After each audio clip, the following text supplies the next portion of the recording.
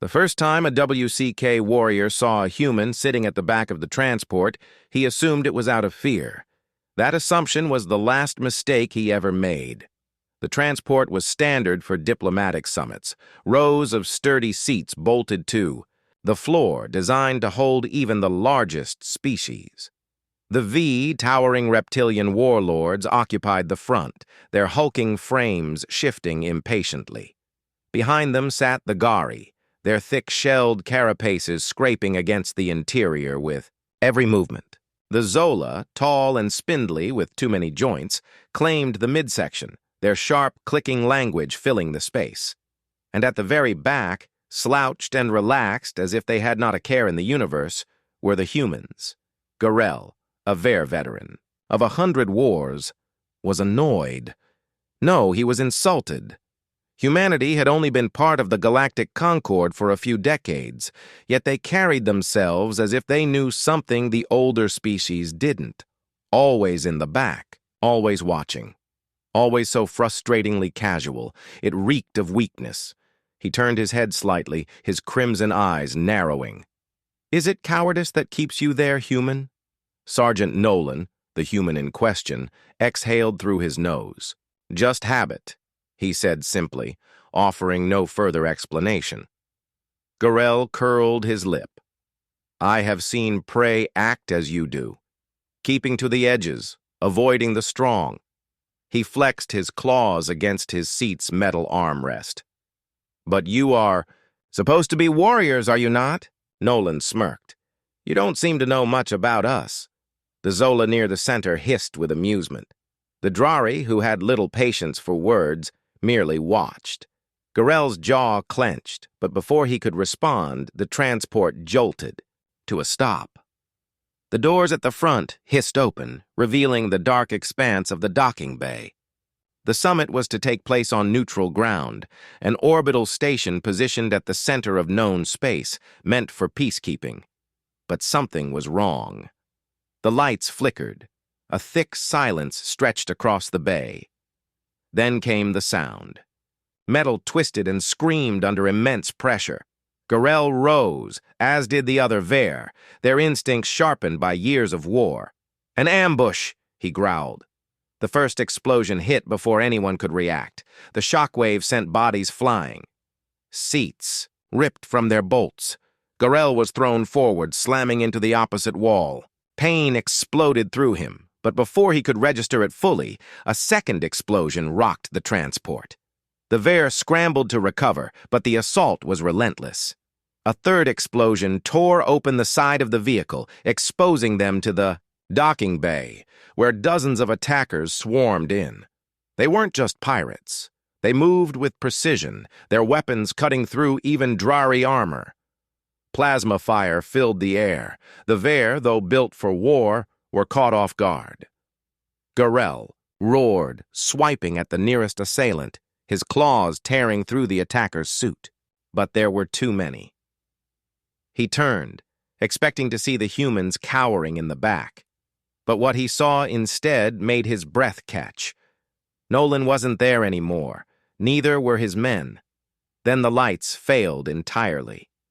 In the darkness, there was movement. A shadow, quick, fluid. A sound, like a blade cutting through air. A strangled cry. Then another. Then silence. A dim emergency glow bathed the bay in red. The attackers were gone. No. There they were. Sprawled across the floor. Motionless. Their bodies were still. Their weapons untouched. Garel's heart pounded. His warriors stood frozen, scanning the battlefield, struggling to comprehend what had just happened. Then he saw them. At the edge of the bay, just beyond the carnage, stood the humans, Nolan and his men untouched, as if the chaos had never reached them. Their weapons were still holstered, their uniforms had not a single scratch. They looked at the remaining warriors with an expression Garel had never seen before, something far worse than fear, recognition. Garel forced himself to move, to speak, to demand an answer, but the humans were already walking, stepping over bodies without so much as a glance. Not a single one of them had drawn a weapon, yet the attackers lay motionless, their assault crushed before it had even begun. The remaining warriors, the Ver, the Drari, the Zola, slowly gathered themselves. Some took hesitant steps forward, weapons at the ready. But none dared approach the humans. They had all seen what had happened. No one could explain it. The air still smelled of scorched metal and ozone from the plasma fire, yet the men at the back were untouched. It was impossible. It was terrifying. Garel's throat rumbled with unease. He turned to Nolan, his voice low, rough. "What did you do?" Nolan finally stopped. He turned, looking at the Ver with an expression that sent a chill down Garel's spine. We sat in the back. It wasn't an answer. And yet, at the same time, it was. The humans had moved only when the chaos had reached its peak. And by then, it was already over. No warning, no grand show of force, just a cold, efficient erasure of every single threat. In the docking bay, silence stretched, but there was no time to dwell. From the corridor beyond the wreckage, alarms blared and heavy boots pounded. Against the metal floor, more hostiles inbound. The Verak, Drari, and Zeth warriors gathered their weapons, bracing for another attack. This time, however, they weren't so certain of their standing. They had spent their lives believing they were the strongest the galaxy had to offer. Yet, just minutes ago, the humans had revealed something none of them could deny, an understanding of battle that none of them could grasp. The entrance to the docking bay burst open, and a new wave of assailants stormed in. These weren't simple pirates or mercenaries. Their weapons were heavier, their movements sharper, their tactics honed. A squad of 5 human soldiers stepped forward. Nolan didn't even give an order. His men just moved, seamlessly, without hesitation. They advanced without taking cover, without fear, as if they already knew the fight was decided before it began. The first shots rang out, and the humans reacted faster than any species Garel had ever seen. One of them sidestepped an incoming blast with the smallest shift of his stance, returning fire in a single, unhurried motion. Another moved through the chaos like a phantom, closing the distance before his target even realized what was happening. The other warriors barely had time to react. The Verak fought like beasts, claws and plasma blades carving through the enemy. The Drari relied on brute force, their thick armor absorbing blows that would have killed lesser beings. The Zath were fast, striking at vulnerable points with surgical precision. But none of them fought like the humans. The battle was over in minutes. When the last enemy fell, Garel turned his gaze to Nolan once more. The human was already walking toward the far end of the docking bay, barely acknowledging the carnage. "You knew," Garel growled, striding after him. "You knew they were coming." Nolan shrugged. "Of course we knew." The Verak bared his fangs. "Then why did you wait?" Nolan finally stopped, giving Garel a long, measured look. "Because we don't fight fair." His voice was calm, but there was something behind it, something Garel couldn't define. "We don't fight for honor or dominance or any of that nonsense your kind cares about. We fight to win." There was nothing more to say. The group pressed forward, leaving the docking bay behind. More enemies waited, but the outcome had already been decided. The humans walked at the back of the formation, just as they had in the transport. And for the first time, Garel understood why. The corridors of the orbital station stretched before them, dimly lit and filled with the echoes of distant combat. The remaining warriors of the Verak, Drari, and Zath advanced cautiously, their weapons ready but their confidence shaken. The humans followed at the rear, as always, silent, watchful. Garel had fought countless battles, but now, with each step, he found himself more focused on the men behind him than the enemy ahead. They had revealed something unsettling, something he had never considered possible, and that unknown gnawed at him more than any enemy ever had. They pressed forward, dispatching smaller resistance groups with brutal efficiency. The humans never took the lead. They never rushed. They let the others engage first, stepping in only when the fight became too difficult. Every time they did, the battle ended instantly. As they neared the station's control center, the enemy prepared their final stand. Heavy gun emplacements lined the walls, automatic turrets locked onto their position, and a squad of elite enforcers took defensive positions. This would be the hardest fight yet. Garel flexed his claws, preparing to charge. The Drari braced their shields. The Zath slid into flanking positions. The humans, they did nothing. Nolan simply exhaled and looked at his men. Time to clean up. They moved fast, faster than anything Garel had ever witnessed. Not with the reckless abandon of berserkers or the desperation of cornered prey, but with precision. Every movement was deliberate, calculated, a language of war only they seemed to understand. The enemy barely had time to react. The first turret exploded before it could even fire. The second jammed after a single burst.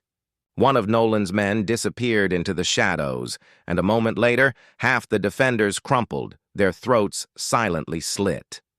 The Varak warriors charged forward, only to realize the humans had already cut through the bulk of the enemy force. By the time Garel reached the last remaining defenders, there was no one left to fight.